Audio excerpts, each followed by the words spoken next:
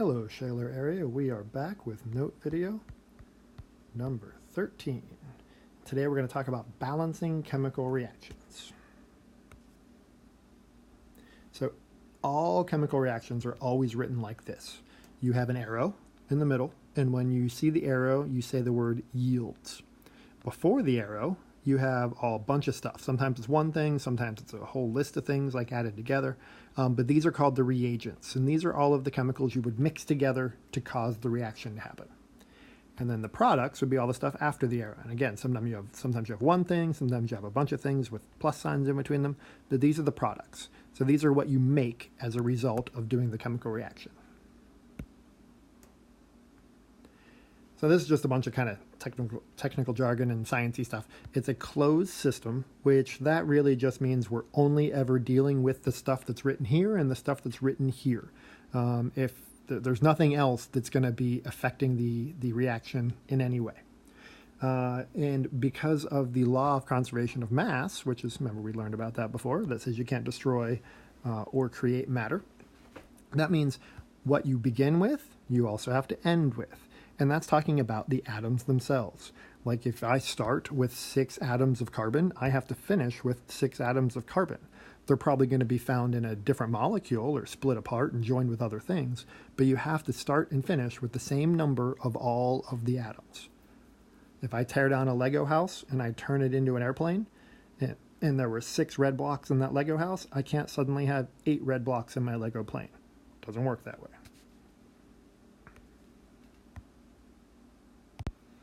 All right, so some students kind of struggle with balancing chemical reactions, but I think many times kids tend to make it harder than it is. So we're going to do this in steps and start off really easy and kind of work our way up to things that are a little bit more complicated, but always bring it back to the easy because it doesn't need to be any harder than this. So we have, in the beginning, this is going to be the reagent side, remember, because it's before the arrow. So we have a triangle plus a square plus a circle, and that's going to make a product that's a triangle, square, circle. And that's essentially what happens in every single chemical reaction. You take all the stuff that's over here, and if you're adding it together, you're joining it up.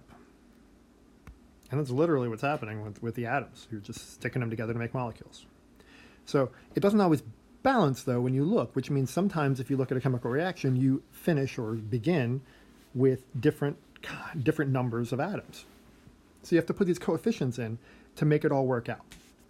A coefficient is the number that you write in front of something to say how many of it you have. If you're in algebra or have ever seen algebra stuff where there'll be like an x, but sometimes you might have 2x or 3x or 4x, that just tells you how many x's you have. That's what a coefficient is.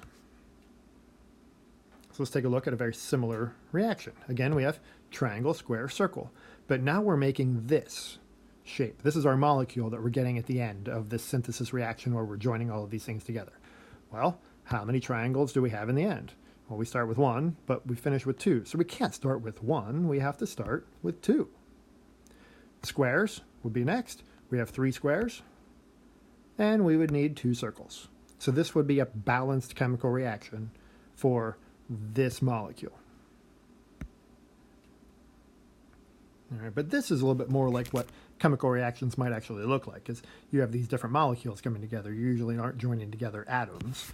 So we would have this molecule and this molecule. These would be the reactants or the reagents, and then yields these 2 molecules.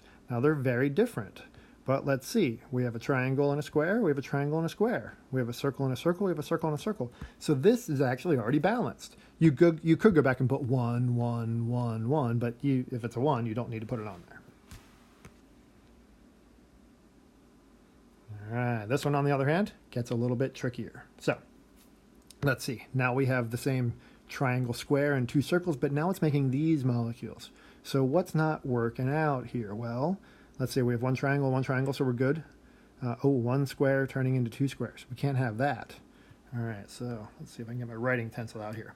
So we would need 2 of these because we would need 2 squares to make 2 squares. But now we're starting with 2 triangles. So that messes this up. So now we need to finish with 2 triangles.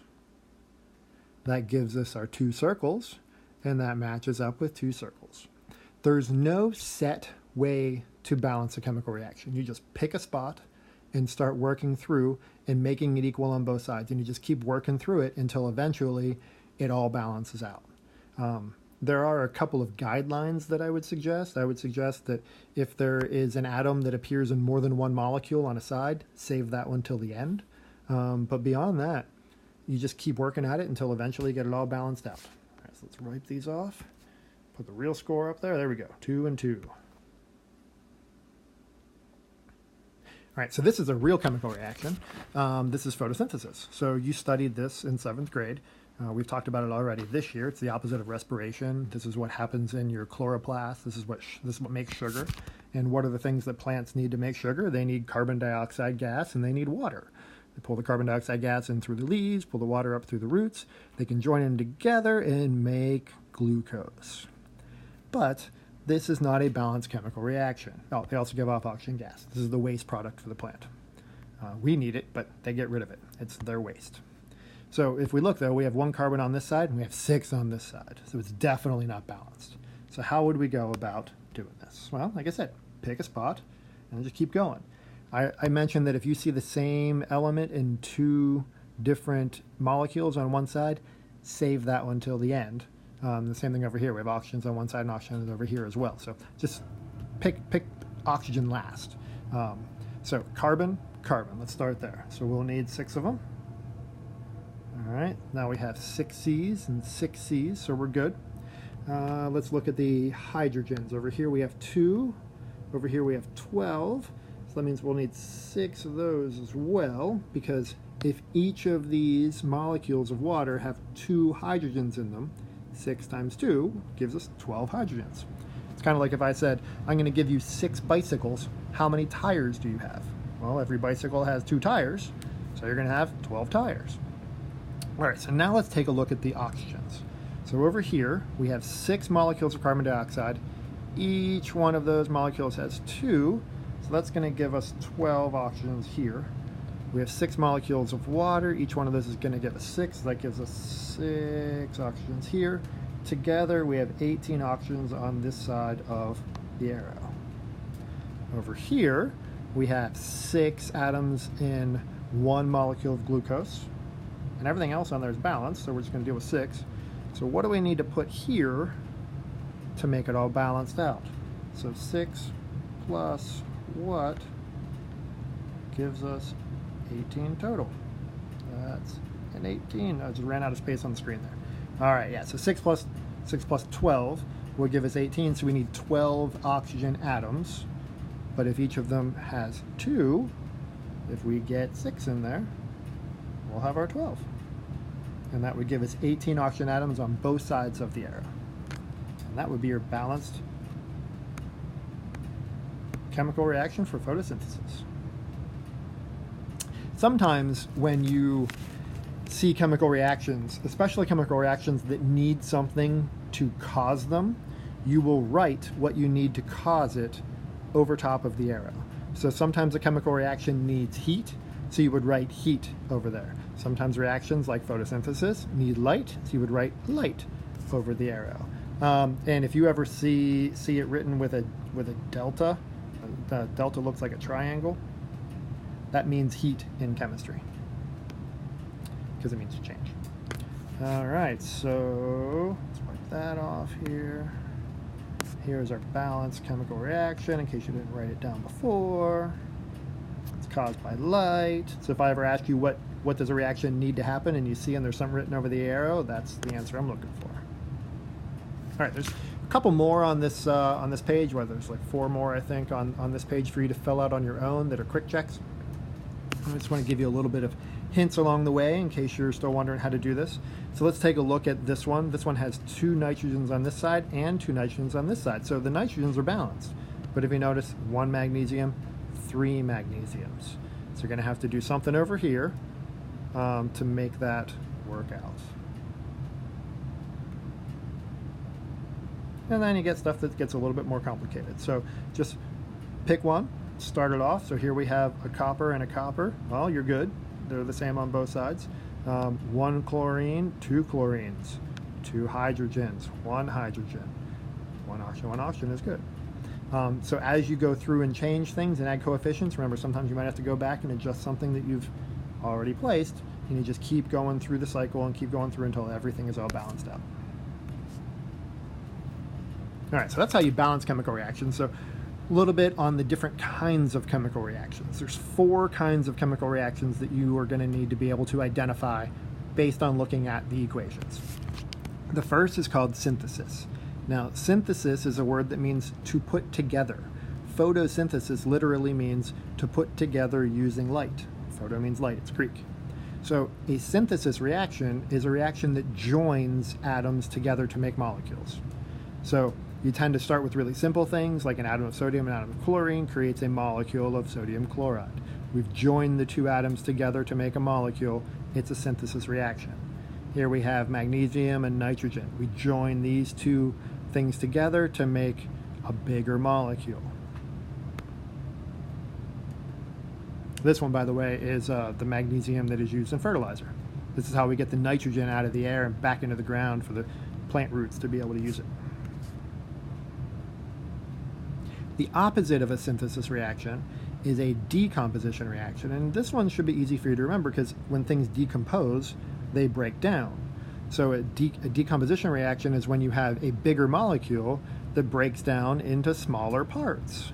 So here we have one big molecule breaking into 2 smaller molecules. And this is how, this is what happens. This is chalk over here. Calcium carbonate is chalk. And if you heat chalk up, it breaks down into something called quicklime, which is what we use to make cement, and carbon dioxide gas. And notice this reaction will require heat.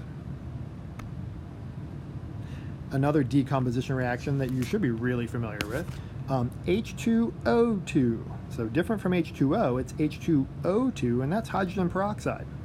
All right, that's the stuff you put on cuts, and it kills all the bacteria. It also kills your own cells because it's a pretty nasty thing. The hydrogen peroxide that you have in those brown bottles in your medicine cabinet is 3%. So 97% of that bottle is water. 3% of that bottle is actual hydrogen peroxide. And that's what's happening with the reaction that makes all the bubbles. This is the reaction here. The reason it's in brown bottles is because light will cause it to decompose. So if you stored hydrogen peroxide in a clear bottle and you went to use it, there wouldn't be any peroxide in there anymore because the light would have already caused it to all break down, and then you'd just be pouring water on yourself. So what happens here is that this hydrogen peroxide will turn into 2 molecules of water and a molecule of oxygen gas. All those bubbles that you see, that's pure oxygen gas. And then the reaction itself destroys stuff. It destroys like the energy and things like that are happening when this reaction is taking place will destroy the cell membranes of the bacteria and stuff like that, and that's how it cleans cuts out.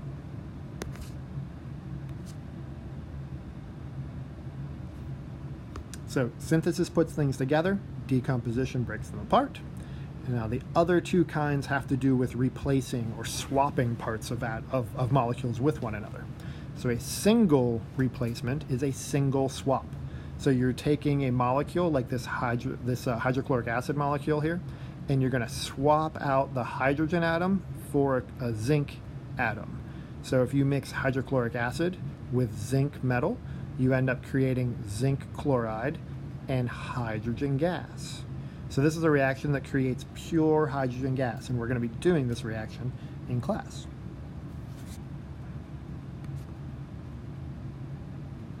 If you do a double swap, then you're doing a double replacement reaction. And this is when you have 2 molecules. So here we have a copper oxide here and a hydrochloric acid. And in this case, instead of it just being a regular atom that's going to swap out, we're going to take this hydrogen and we're going to swap it out for the copper. So in both molecules, we're exchanging something. And that's why it's a double replacement reaction. So the copper ends up coming over here and joining up with the chlorine, and the hydrogen ends up going over there and joining up with the oxygen. And in this reaction, so this is one of the reactions that makes statues turn green, or if you ever see anything made of copper turn green, this is what's happening. You have this molecule in there essentially, and then it can be in acid rain. So when you get acid rain going on, it brings a little bit of this down, it lands on the statue, this is green in color, and it starts to build up on the outside of the copper statue, and it makes it look green, and then it's just, the rest of it is just pure water. All right, so those are the 4 different kinds of chemical reactions. You have your synthesis, putting them together, your decomposition, breaking them apart, and then your 2 replacements. If you're just changing one thing, then it's a single replacement, but if you're swapping 2, it's a double replacement. And I will see you in class.